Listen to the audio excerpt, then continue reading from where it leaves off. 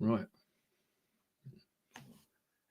Well, it's a good evening here from the studios of Radio FM88 Australia.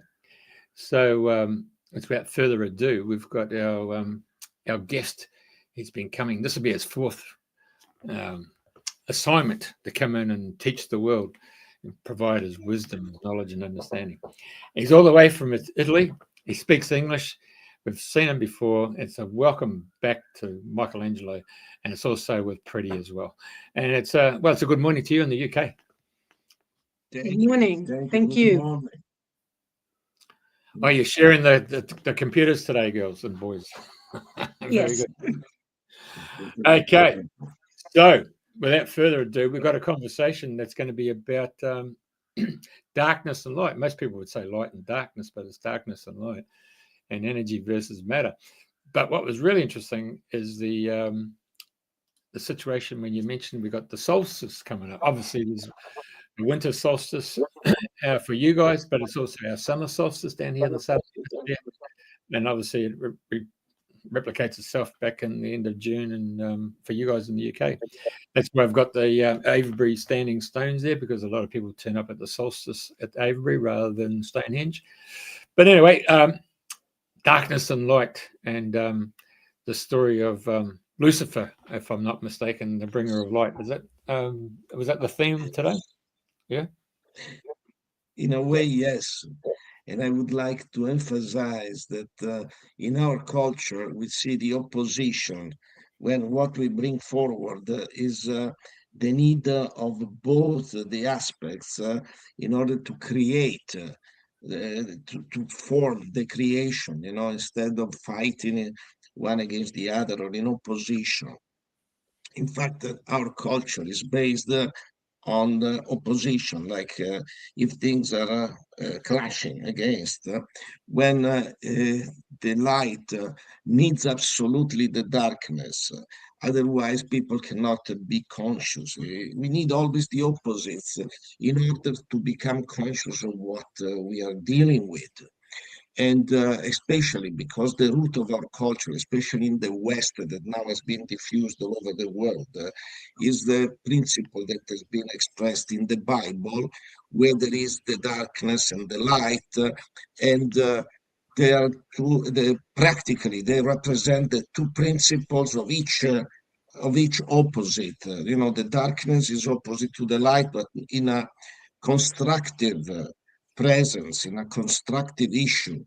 And we see that, for example, in the creation, there was the darkness, and then with the voice, with the sounds, which is another vibration, God creates, starts the creation with the light.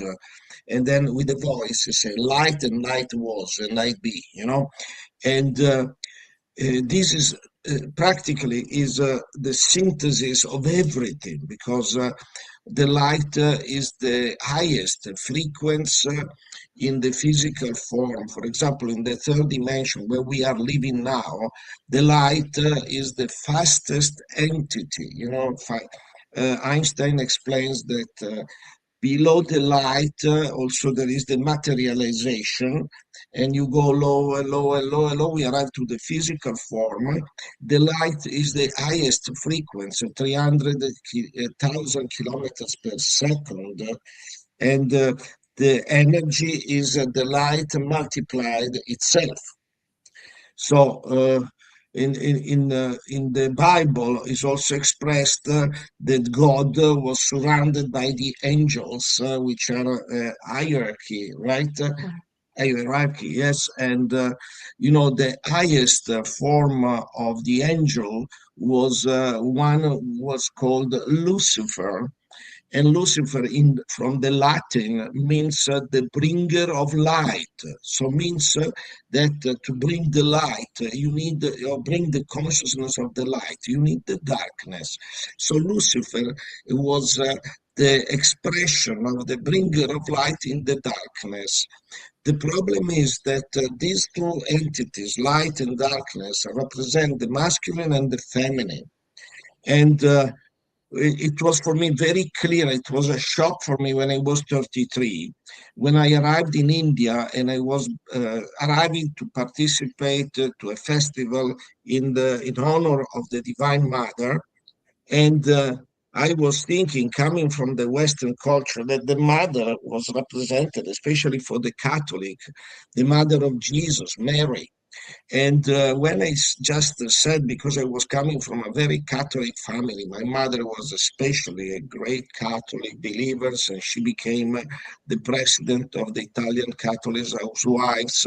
She had even to deal with the Pope. She was giving special retreats to the nuns. She was explaining this. So I was sucked and soaked in my family in this super Catholic atmosphere, where you could not, let's say, detach from this culture which was surrounding us in every aspect of our life. And then I was not so happy. I was feeling that something strange was about this. But, it's like when I was born, I was also naturally not vegan, but vegetable oriented in my food. And then I was subjected to all the pressure and everything. So I became, maybe I hated the meat, but anyhow, for a while I was eating the dairy products and some other food.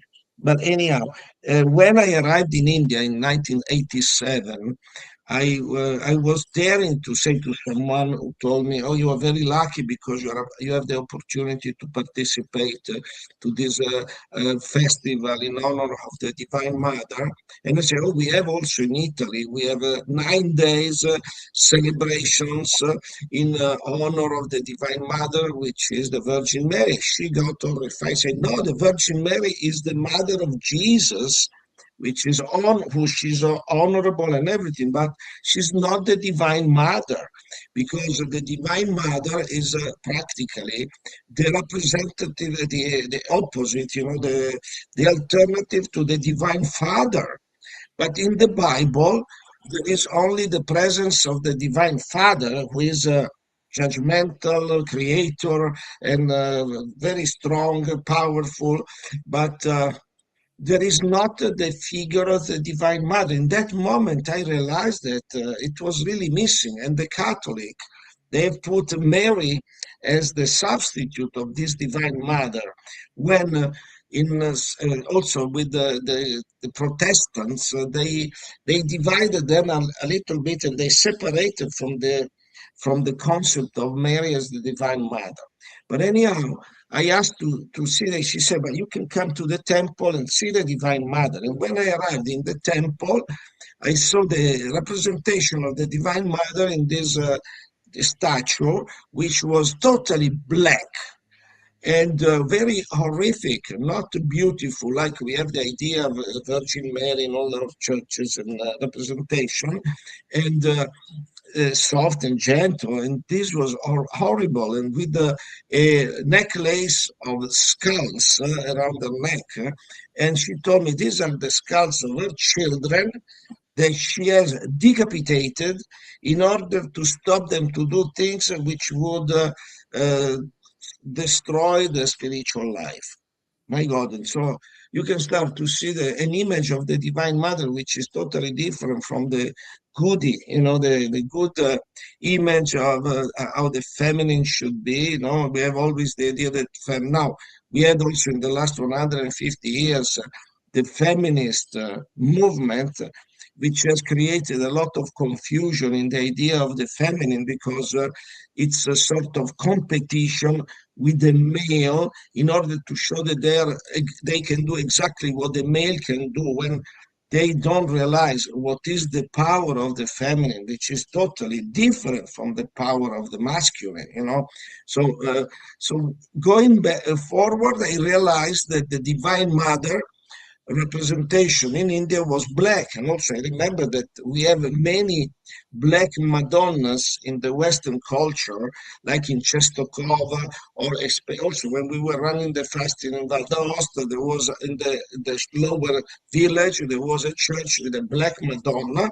There is also in Loreto, a black Madonna in Italy, many in Spain. And this also is the leftover of this idea that the feminine is represented as a black entity, because that's the light and darkness, but not in competition, but in a coexistence, in cooperation, because without the darkness, we could not be aware of the light.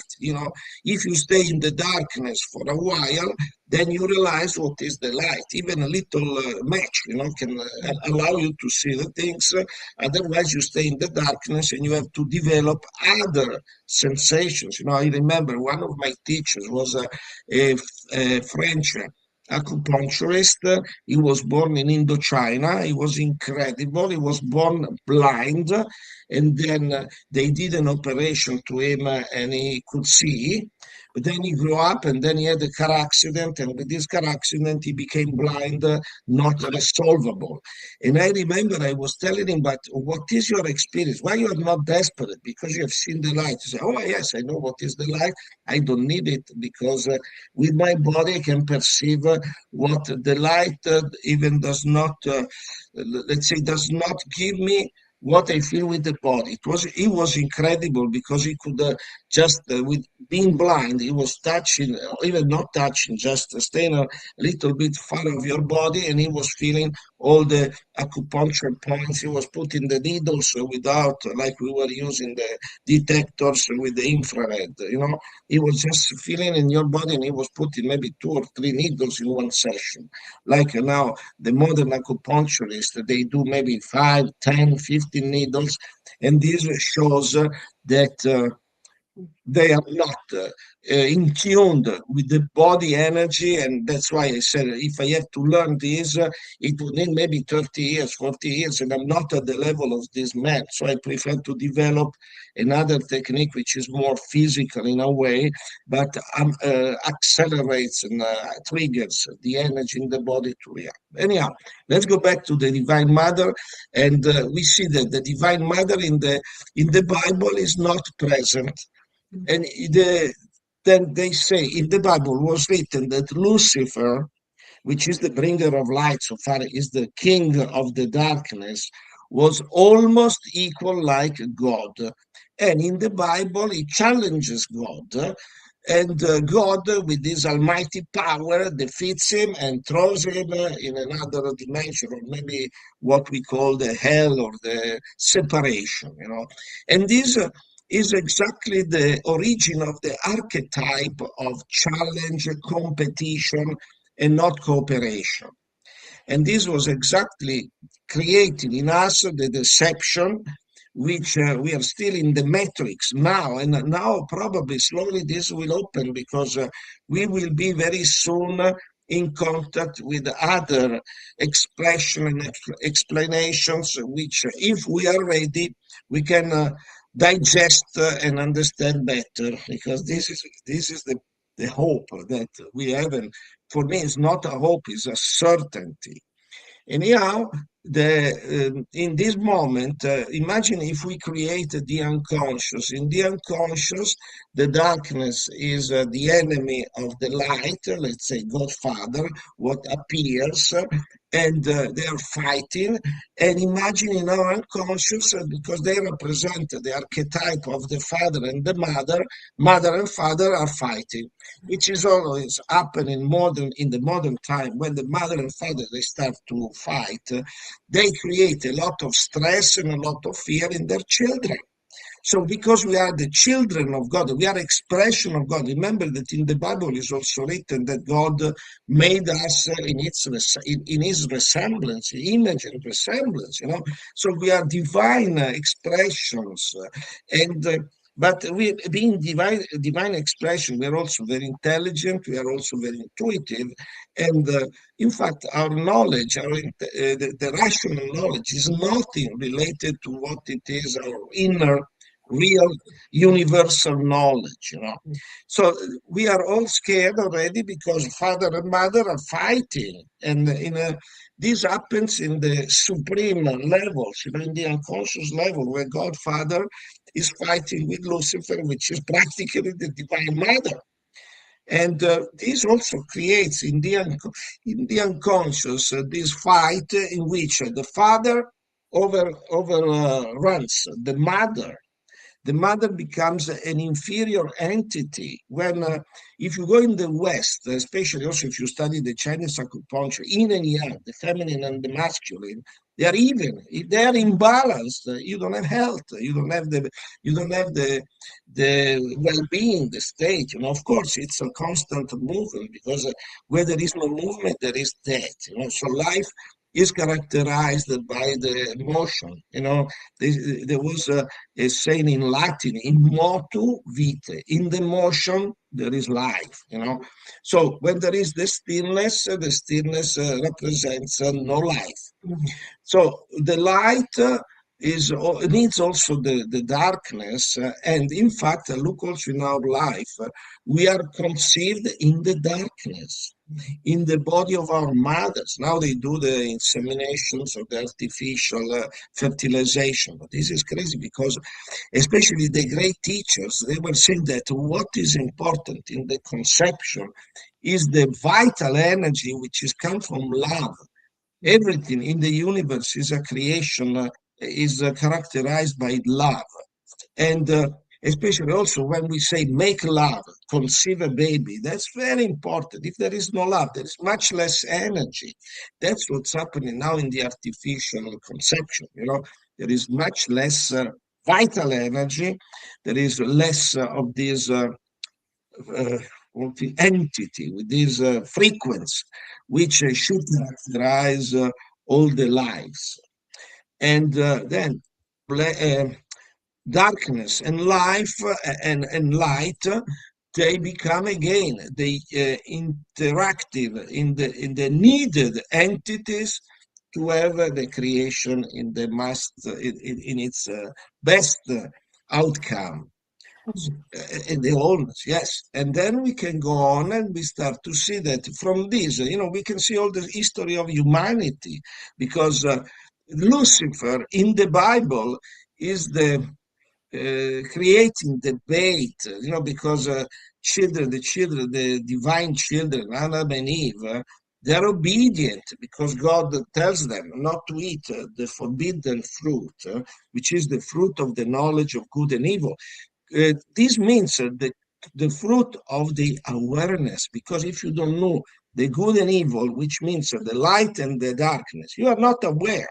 The animals don't have this awareness. They live in accordance with the natural laws, and they don't put themselves the questions that we are putting ourselves. And with the light and darkness, we have that's the origin, the archetypes of all what comes from there.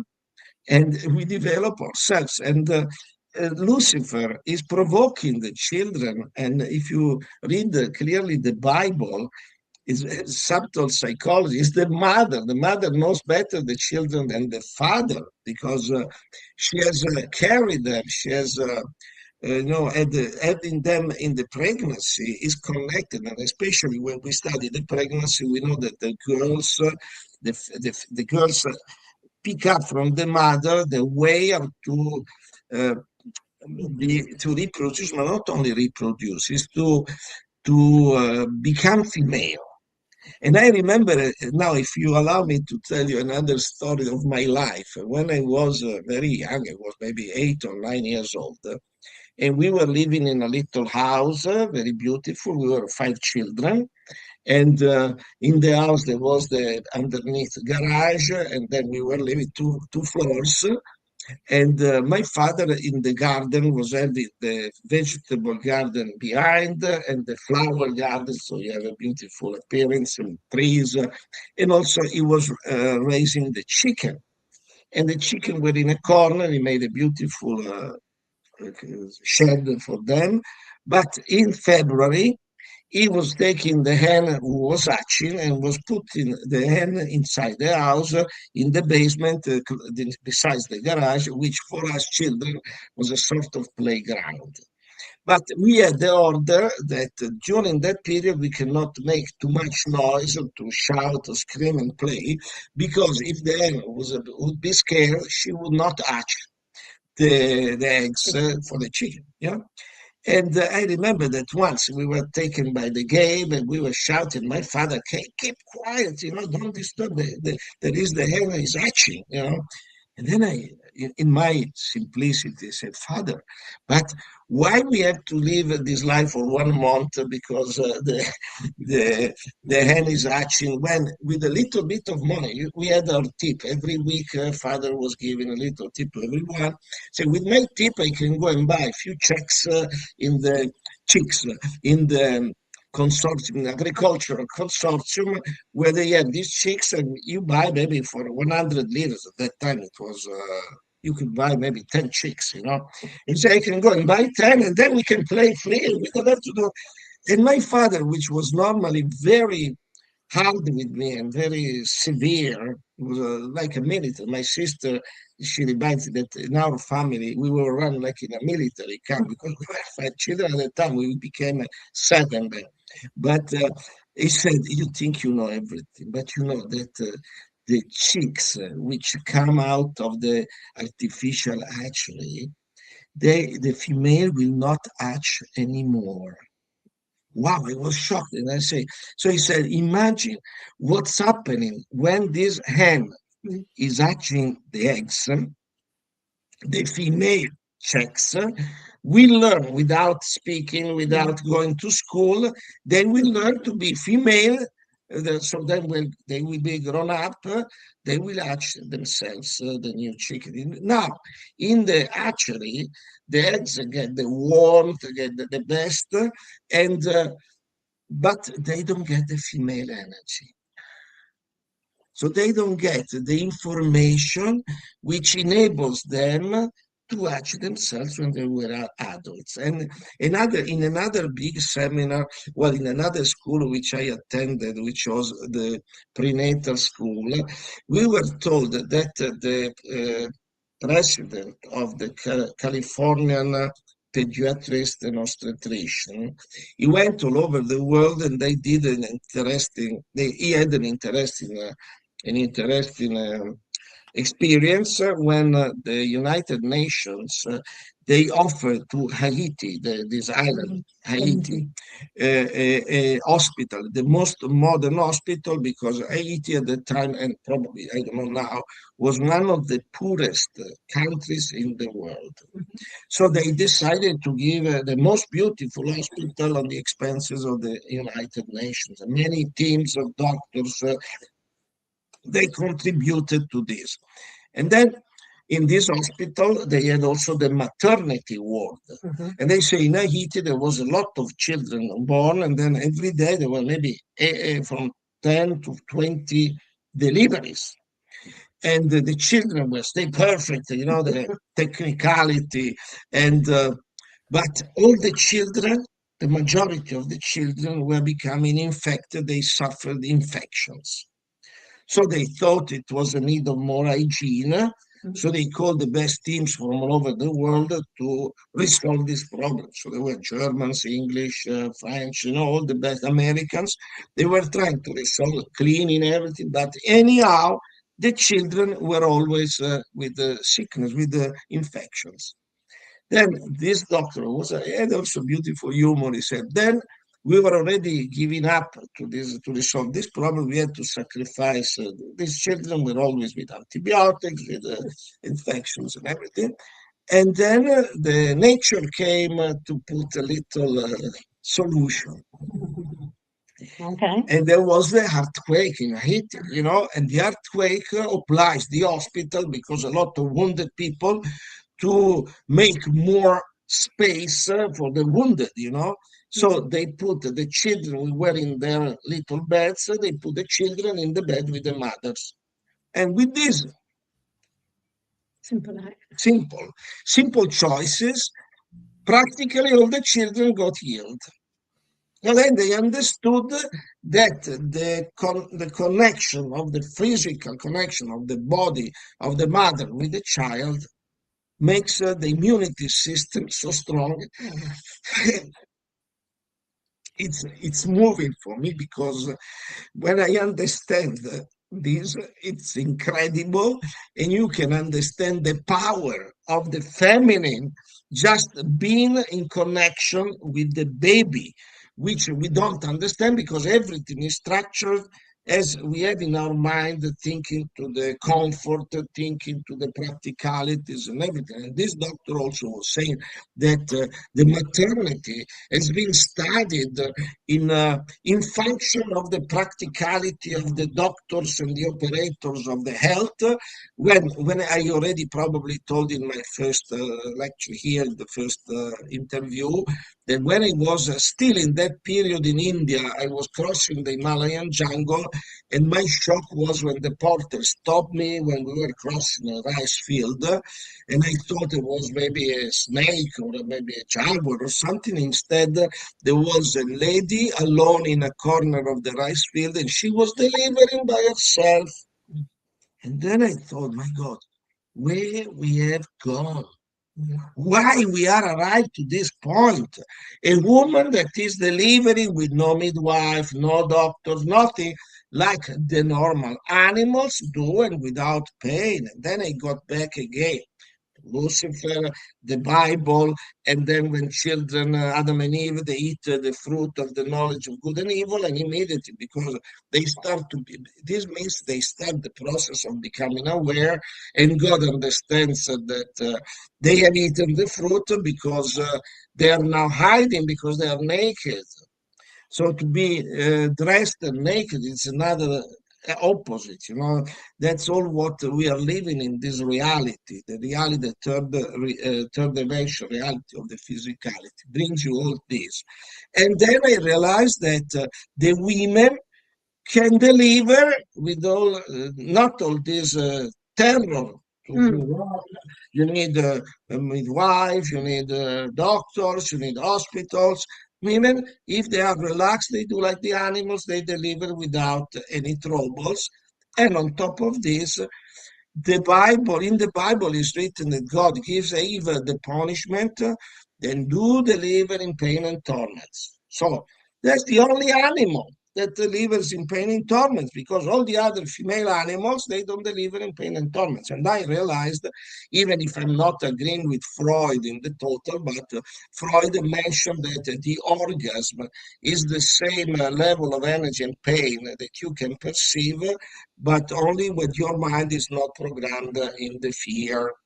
So again, the children are grown, are born. We are all born through mothers, which, with their fear of the pain, that is the punishment of the Bible, is conditioned to give to feel pain, and gives the baby, male and female, the fear of pain, the fear of sickness, which is the second fear. If you remember, when we speak that the major spiritual schools, they had three prerequisites that you have to learn before entering. And one is to overcome the fear of the cold water. The second one is the fear of overcome the fear of the pain and the sickness. And the third is the fear of death. So if you are overcoming these three fears, you are considered ready to start a spiritual process, a growing process. Not that you are arrived to the prerequisites, and exactly the fear of the cold water is happening when you are born, because we have been in the amniotic liquid for all the pregnancy period. When we come out, the exposure to the air, even if it's warm, there is a good, comfortable temperature when you are born, but the exposure of the wet body to the cold air, even warm, gives you a sensation of cold. And if the delivery has been traumatized or traumatic, then you will remember this in your unconscious, not in the conscious. So whenever you have to deal with the cold water, this memory comes up. And that's why we do a lot of work in this direction. So we encourage also, because with the cold water, you can energize the body. We say when you take the shower in the morning or the bath, finish always with the cold shower, because the cold shower many people are scared of, especially in some countries where this fear, the baby fear in the delivery is quite, the delivery has been quite traumatized for the child, traumatizing for the child.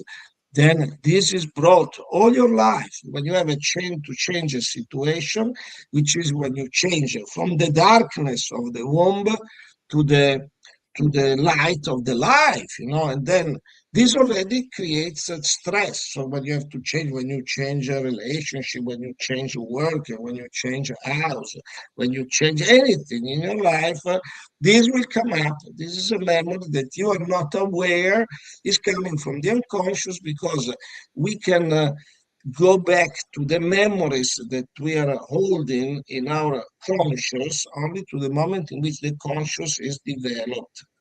And the developing period of the conscious is when you start to talk.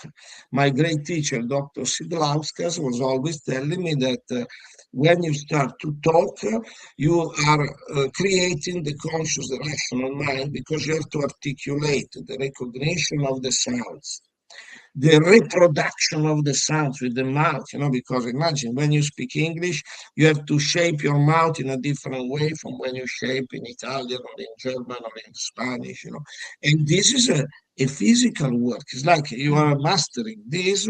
When you shape, there was also the study about the frequencies. These are the frequencies of the sound, and then there are the frequencies of the light. This is also very interesting, to put together all these things. And then you can arrive to see what the unconscious creates, and we think we are free, when in reality we are guided by all these energies which have been created when we were in the womb and when we were born. So far, yesterday I was speaking with the lady who is coming here to help, Pauline, and she was speaking about her daughter who is left-handed. And I remember I was just 18, now I'm 70, it was 54 years ago.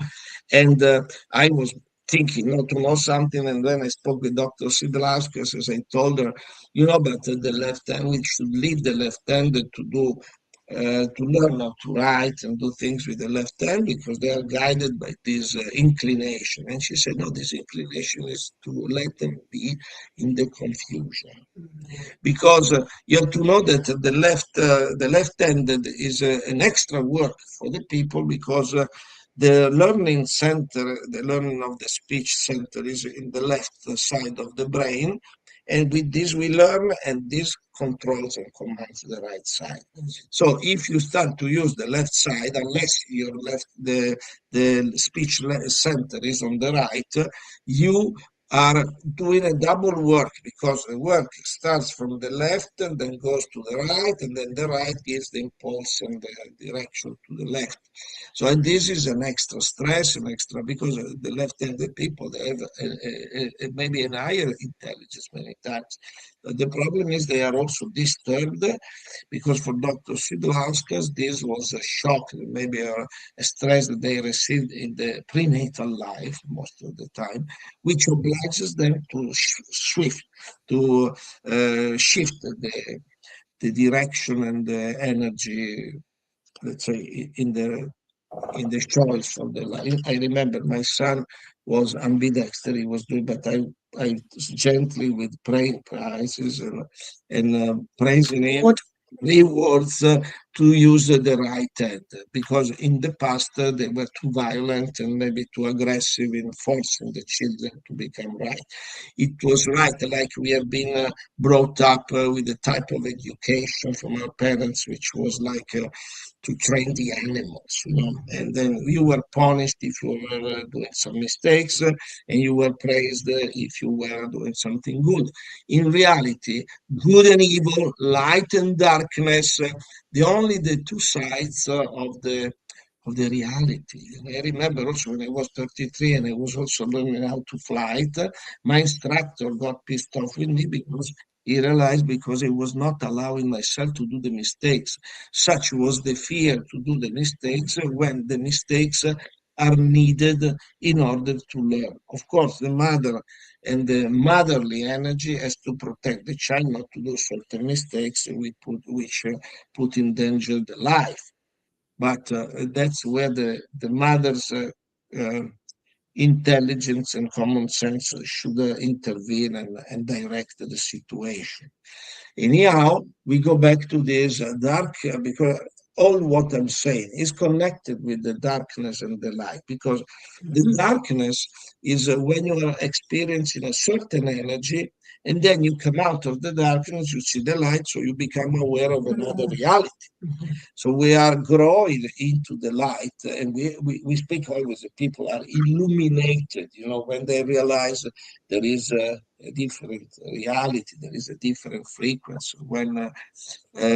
So now we are at the moment, I know if more, we are 10 days away to the solstice, but and this was a period, was the moment in which I remember my teacher, the alchemy teacher, that he was teaching me, instead of the tinctures, because we were speaking about tinctures and herbal remedies.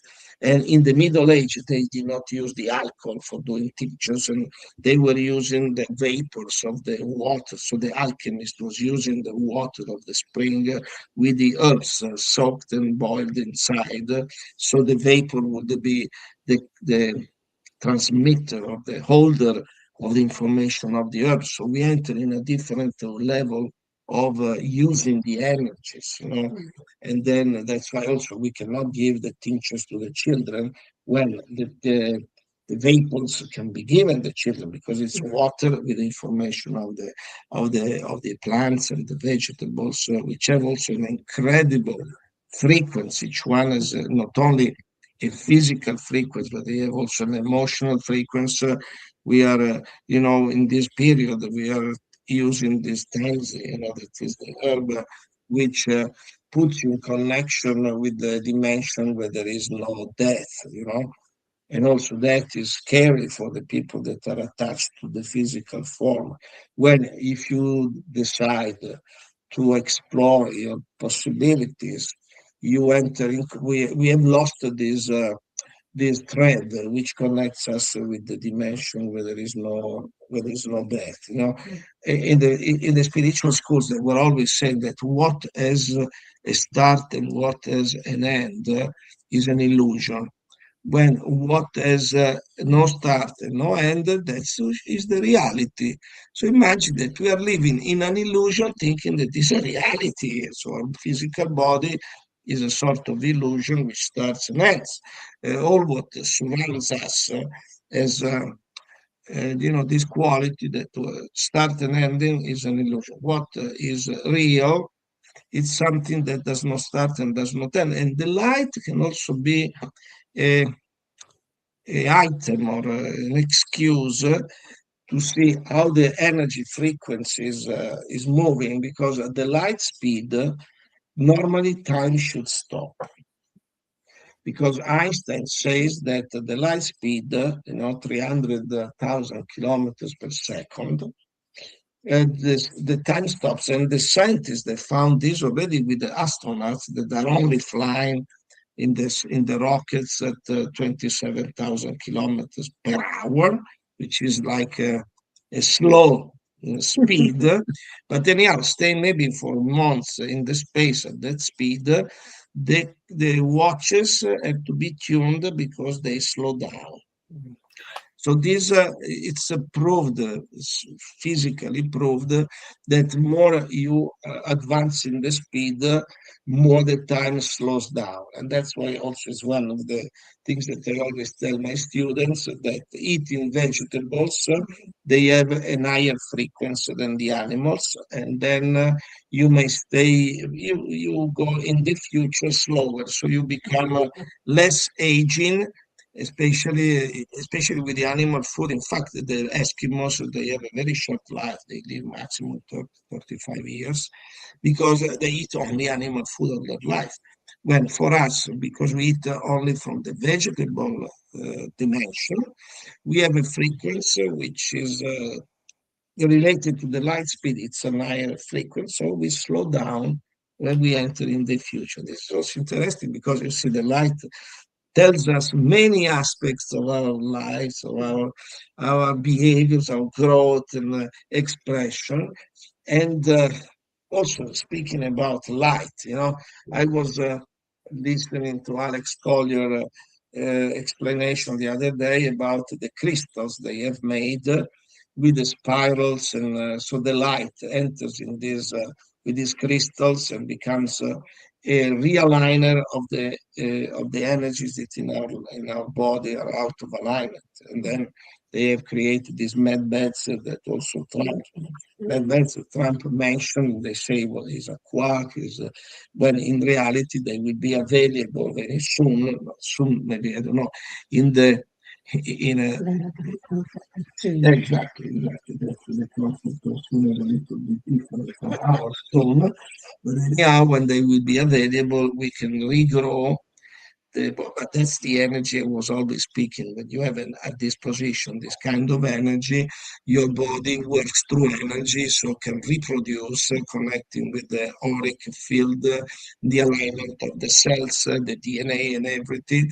When now they are starting to do some, because we are bombarded by these questions constantly, if the teeth can regrow, and I say, yes, they can regrow, only they need a very superior energy. When now they are doing experiments in Japan and in Korea, but they are using staminal cells, and we don't know if they are human or they are also animals. They found that it can regrow, but they also found that they were using staminal cells of the rat. Yeah. Then let's go back to the light and the darkness. They are part of the same dimension. Only they're needed in order that we achieve the consciousness. And there is, in this should not be the judgment. And then how the judgment starts in the energy of the human being. It starts in the stomach. And exactly when we started to decay, losing our consciousness of what we are, we start to use the food which the stomach is not done for it, and is not proper. So we lose also the spleen. Remember when we spoke about the cleaning the spleen? Heaven on earth. Heaven on earth. We lose the consciousness of what we are. We have lost it in a way. And then we are searching for who we are when we are something different from what our mind is searching. In fact, on the Temple of Delphi in Turkey, besides Greece, this was the temple of Apollo 2,500, 2,000 years ago. And on the frontispiece was written Gnotis Auton, which means know yourself, in Latin, Gnosete Ipsum. In order to know yourself, that's the most difficult, because we have the idea of what we are from what we have received from the superficial culture, from the materialistic culture, and we forget the different frequencies. Energy. So that's the energy and matter aspect. Exactly. So, we can speak constantly about this and see the effects of the wrong point of view, which has led us to make incredible discoveries. Imagine 200 years ago, or a little bit less, we discovered the amino acids, and then the science was proud that they discovered 24 essential amino acids. And because of this, they saw that our body is made from the 24 amino acids. The vegetables are made only from 14, maximum 15 amino acids. So because of this, they told us that we need to eat the animal proteins, because in the vegetable world they are not existing. Well, just a simple observation. We are eating, we as a human beings, not me, but the humans are eating animals which normally don't eat other animals. They eat only grass. Imagine the cow, the horse, the sheep, and the goat. They are eating only grass, and they make this body, and they have also these vitamins. They say, the vitamin B12, which is needed for the iron, for the blood. And this vitamin B12 is mostly located in the liver. This is you study in nutrition science, but the liver is the organ which does the transformation of the vitamin C into vitamin B12. But we have seen that if the liver is too busy because of physical intoxication or emotional intoxication from the frustration, from the anger, from the stress, has lost the energy to do this transformation of the vitamin C into vitamin B12, and then you have the iron deficiency, the blood scarcity of the iron and everything. So this is light which should arrive also in this department, because we are so subdued, as we are so affected by this dark energy of the ignorance. In fact, when you go in India, one of the beautiful mantras, one of the singing that you also do in the art is the light which dissipates the darkness of the ignorance, because the ignorance of yourself, ignorance of the reality, ignorance of what we are, this is blocking us to proceed. But remember that now the earth is under the ascension frequency. There are portals in the universe which are sending energy. They're open because we will probably soon meet other beings that are supervising us in order we don't do too much disaster. And this energy will be very strong. And the human frequency already in the earth is already grown up. So this means that we are affected by this. And if we are not aware, if we are not able to recognize that this is a cleaning process, it's not something bad. It's like the sickness. The sickness is how the body is trying to deal with the mistakes which we have done. Mistakes which can be on the physical level, on the emotional level, on the mental level, on the spiritual level. And all these mistakes, they are not to be punished. So we feel like we have the sickness as a punishment because of our mistakes. No, these are the protection of the Divine Mother's energy, because nature, I would call nature like the Divine Mother in physical expression, protecting her children. You see the mother always protected with her children. And the same is for us. We should feel this protection, but the problem lies in the principle which we have been given at the start of the 1700, when they say that nature is not perfect, because it's only the human mind which has the authority, the capacity to correct the imperfections of nature. And what are the imperfections? Remember, is the sickness, the pain, the sufferings, and death, which are not the imperfection. If you say nature is perfect, all the expressions of nature are perfect expression of protectivity, of protection. But this becomes difficult because we have the imprint of the mother's fear of the pain. And so when we have the pain, immediately we trigger the program of response which we receive. Exactly.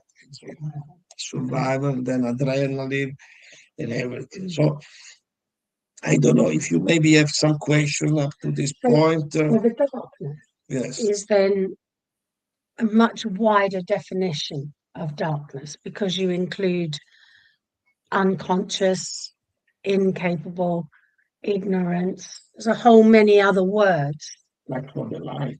For the light, there is the opposite. The light is what appears, what shows the rationality, everything. Mm-hmm. And in the darkness, you have the darkness, so there is you don't have the senses, the vision, for example, is not working, is absence of the illumination, and so you cannot see things. But like I remember these acupuncturists, these French acupuncturists say, I don't need to see what's happening. I have other means to have the reality, so that's so everything is interacting, is needed, because without one, the other one does not have sense. In 10 days' time or so, we will reach the winter solstice here in the northern hemisphere, and where Jeff is, he will reach the maximum light. Maximum light exposure. So yes. globally, should be nice and balanced. Yes. And I would like to remind you also that the Christmas, which it was in the ancient times, Christmas has been stolen as a festivity, because in the ancient time the populace was worshipping the sun god Mitra. It was the festivity in honor of Mitra, and it was exactly the 25th of December in the northern hemisphere, because the people were observing after the solstice that you will have in 10 days in Australia. You will see that slowly the sun exposure will start to diminish up to the winter solstice, in which it's at the minimum. So there is the maximum darkness exposure and the minimum light exposure. And because they were seeing that the sun was becoming less and less and less, they were getting scared. They said, my God, if the sun is going to disappear, what are we going to do? And then on the 21st of December, it was the minimum. Then the 22nd, it was a little bit better. Then the 22nd, 3rd, 4th, you see that the sun was coming back. The sun hadn't disappeared. Yes, so the fear was disappeared with the celebration, because in fact, also in the Sufis, there is this saying, healing starts from laughter. So laughter is the expression of joy, is the expression of an open heart. And if there is fear, you cannot have an open heart. You cannot have joy when there is fear. If you have an open heart, you have gratitude, joy, you have also the expression of the laughter, which is, and then exactly, when you have the fear of the sickness, you don't have the open heart. And in order to do this, we have to do a lot of work. It's not something that you can say by the words. I am, trying to explain to people for all this last probably 50 years on this, but explaining is not enough. You have also to practice. And that's why we use the practice with the physical, natural practices, with the cold water, the hot and cold, with the pain also. My reflexology can be painful, but the people accept it because they are prepared that this pain is the mean that the body is responding, and it wants to stay alive. But then you have to understand what are the mistakes which oblige the body to have this condition. It's quite transformative. I can verify that. And also you can verify with all the people that come to have this example of this experience. They are transformed. So it does actually, it has taught me to, all right, reluctantly make peace with pain, because become friendly and to go through an experience, like walking on coals, for instance. Not that I've done that, but then once I can relax into it and accept it and engage with it, there is another side to come out the other side. That's the same like in the delivery. Yes. Okay. Yes. If you relax and you trust. I have this, some of my students, lady students now, maybe 50, 60, they had the delivery with the orgasm. And they were reporting me that when in their mind, some fear was starting to creep out, they were feeling pain.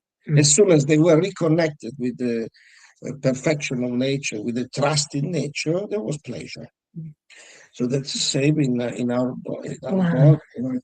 It's a huge process, believe me. Like when you change, you exit from the darkness of the knowledge. In that moment, you don't know this department, and you enter in another dimension. That's I remember always Plato, the philosopher Plato, who says that the human being is living like in a tunnel, in a cavern, and there's is reality. What is conscious is is this cave, and the shades, the shadows, everything that are in the cave are his reality. Then the master is the one with the art of Socrates, the midwife, Maietic is called.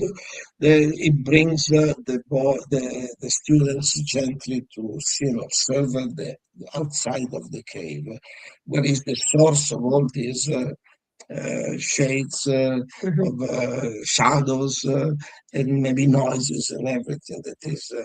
And then the student then can choose. Yes. Not obliged to accept what the master or the teacher is showing them. Because we are human beings and we are different from the animals because we can choose. The animals cannot choose. They are obliged to follow the mother laws, the natural laws, so they cannot do mistakes because in the mother's laws you are protected. We have been taken out from this. We have the free will, the possibility to choose. In this way, we have to. In the choice, you can also do the mistakes, but the value of the mistakes is to become aware of the mistake. So there is the right and wrong, light and darkness, pain and pleasure, sickness and health. In fact, I always say, who can appreciate the health? Only who has been sick. If you've never been sick, the health is not something that you can appreciate. Take it for granted. And I remember my son was always very healthy. When he started to have some physical reaction, he was really scared, because he didn't know what was happening. Very strange. Yes, it's beautiful. So, Jeff, we started with your idea of darkness and light, energy and matter, Pain and pleasure. well, The opposite, that these are the archetypes, male and female, mother and father, and then all the archetypes that we have consciously and unconsciously, because the most efficient or the most active, the most effective, and what is in the unconscious, not in the conscious. Okay. That's why when we think we are free, this is the moment in which you are most conditioned, and you think you are free because they give you, it's like in the Matrix, they give you the illusion that you are free. In reality, with all the conditioning, with all the fears, we have been guided to make choices which are against us, our superior divine quality. So these are all unconscious. The unconscious is the driving force that none of us are aware of. Yes. Wow. Right. So currently in the UK, he obviously resides in the Italy.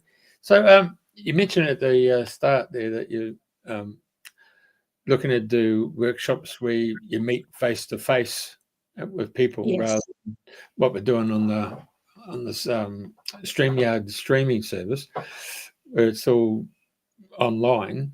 So the actual humanity of actually touching people, seeing people, reading the energy, that's really the whole ethos of what Michelangelo is speaking about, is the physical, emotional, the mental, spiritual, and that ethos. So what's your plan? Where can people from the UK reach out to you, and whereabouts will you be going in the next couple of weeks? On the next couple of weeks, I will be away from England because I'm going to have a little bit of a holiday away from the cold. They like it in the Canada. Also, I have to see some clients, some friends. But we will be back in February, where we will start. But remember also, I love the streaming and everything. And then this is needed also to do the physical experience, because I cannot pass you the reflexology through the videos, and I cannot pass the sensation of the cold water and all the other physical sensations that are necessary for the experience of what you're going to learn. This is a fantastic mean to give the information, but informations without practice, they're really missing a part, you know. And then here, the moment, especially here in England, in Italy, everywhere, people have been filled with a lot of informations, but they think they know because they have the mind stuff. And They Googled it. yes. When the problem is, after you get the information, you have to verify the practice. And sometimes they have the information, but for example, the healing crisis, I had also the experience with some women. They wanted to do the natural birth, the natural delivery, and they were thinking they knew everything. And then at the moment of the delivery, the pain was so much because the fear of the mothers, the grandmothers, you know, their generation, past generation was too strong, so they could not handle it. And the husband takes them to the hospital. As soon as they pass the threshold of the hospital, the baby is born, which is the indicator that the fear was so strong, and in the moment they felt secure. And why do they feel secure? Why people feel secure with the traditional medical terms and issues? Because when we were, that's also very subtle. When we were children, our mothers have been brought up with the idea that they are not good mothers if they don't comply with certain standards which are given by the society. And when they see the child sick, instead of being happy because the child is releasing and is doing something, they get into panic and they start to judge themselves as no good mothers, not appropriate. They don't know what to do. The sickness scares them, the sickness in the child especially. So they call the doctor or they bring the child to the emergency. Mm-hmm. In the moment in which they arrive to the emergency or the doctor arrives, they relax because they fear, they guilt, everything slows down because now they put the child in a higher form of authority or protection. The child feels it. We feel it. Mm-hmm. That's why the people feel safe if they go to the hospital, they go to the doctor and everything. And not being aware of this program, they keep on in this. Mm-hmm. It's like when the people use the drugs, if they are not aware, but to be aware is something that is not only in the mind. To be aware of what is this program, because they feel, I was working with the drug addicted people, and when they were, even those who are mentally aware that the drug is not good, when they stop using the drug, at a certain point, you experience the abstinence crisis, mm-hmm. in which you feel like dying. Mm-hmm. You feel very sick. And if they receive a drop of the drug, immediately they feel better. So they get convinced that the drug is helping them. No, the drug helps them to be stuck and prisoner in the perverse cycle of the drug. And this perverse cycle of the drug is not only physical, it's also emotional. Some people, they get in the mother's energy, the mother program, and if they need to feel safe, when they are in this mother, when there is something that is disturbing their life, they're tired, there is havoc around, a disturbance, then the mother's energy comes to protect them. So they stay in the mother's energy, and then immediately they feel safe. So they don't recognize how destructive this could be. That's a big process. That's why we can talk a lot, and thank God, thank Jeff and your radio that allows us to give this concept. But this concept are not only theory. The tragedy is that they become very practical, and if you don't have the teacher or the instructor and the discipline and somebody to guide you to touch on your shoulder, say, hey, be careful, what are you doing? You're following that. The best. I mean, okay.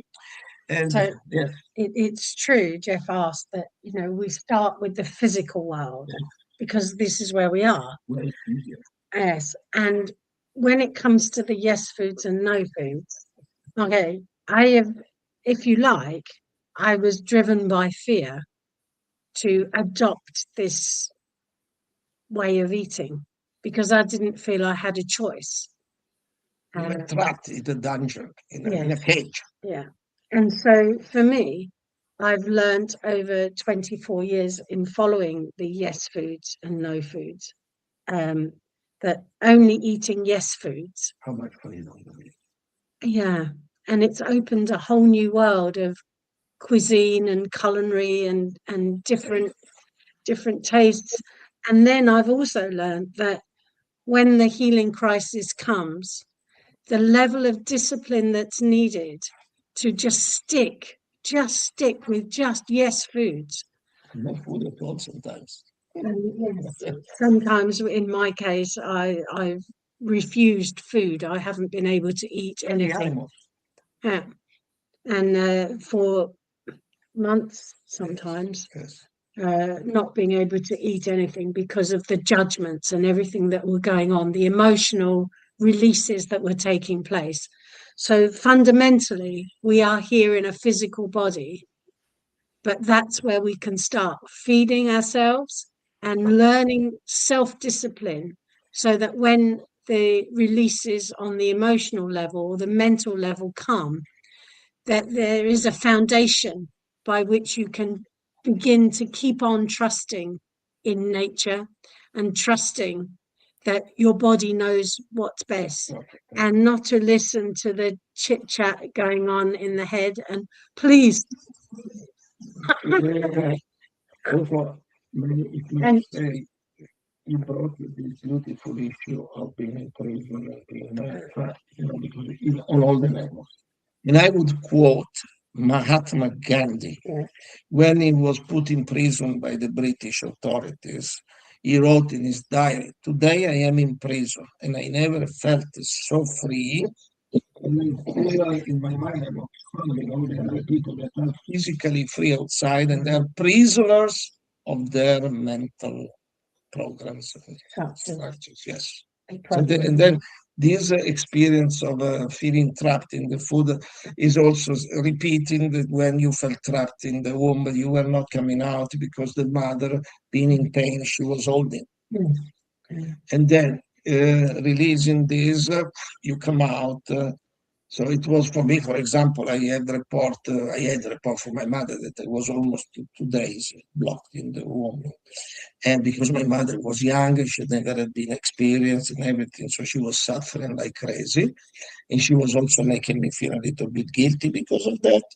But then, yeah, when she fainted, I was born. So this comes that I have a capacity to stand the pain and the effort and all what is in my life, and then at the end comes out and you let out. So, and that's the program I built in myself. So I'm already trying to decodify and just to re-experience it. And I am lucky because at my age I have already started to see this. Also, 3 years ago, with entering in the second set of 7 years, when I was 21, I was diagnosed, I had to die. And I was already experiencing that. I was feeling like dying. And Pauline, she can witness, I was feeling all this tired and it was nothing. It was a really processing this, and I recognized after, my God, what beautiful. In fact, looking back over the last few months, mine is the opposite, because my mother only had 3 contractions and then I came flying out. So nobody believed that this baby was coming. And so Michelangelo has the experience of being held in the womb, the opposite. And if I look back over the last few months, it came to a crescendo in this last week, both of us. So differently. Yours was going on and on and on and on. And mine was building slowly, but I didn't realize it was happening until... That's it, I'm done. So, okay. All right, very good. Yeah. Well, we'll call it a night. And that's why we start with the physical. Yeah.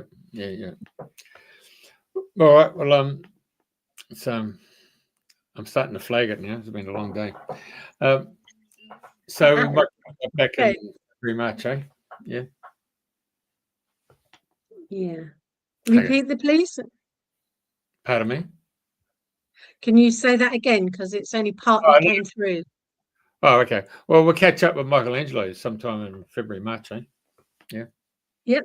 Yeah, Okay. Whatever you like. Yeah. Now, enjoy your Christmas break in Canada. Yeah. Yeah. Yeah. All right.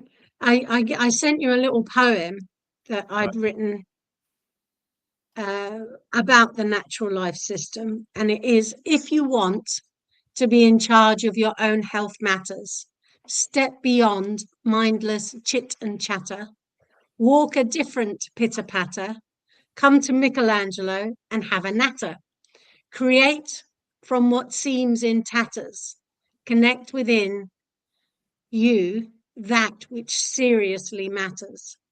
No more disease-ridden chatter, stop fat cats from getting fatter, with a principle that makes steadfast strides, not a pitiful pitter-patter. Arise in sovereign glory from ash-laden scatters, as old illusions crumble and shatter, but you may be accused of being as mad as a hatter. Exercise your own grey matter, embrace a refreshing discipline, and watch egos splatter. Yonder still, make astonishing pancake batter. It's for you to decide if you really matter. Okay. And I have to say, you've done a brilliant job, Jeff, really, with all the hashtags and everything else that you've gone blurry-eyed over in the last couple of weeks. And it's astonishing. It's astonishing what's coming online, really, isn't it? Well, it's a school of the air, isn't it? Or school, a planetary school. Yeah. Yeah. All right. God bless, and Merry Thank Christmas. you very, very much. Thank you. All the best. All the best. Bye now.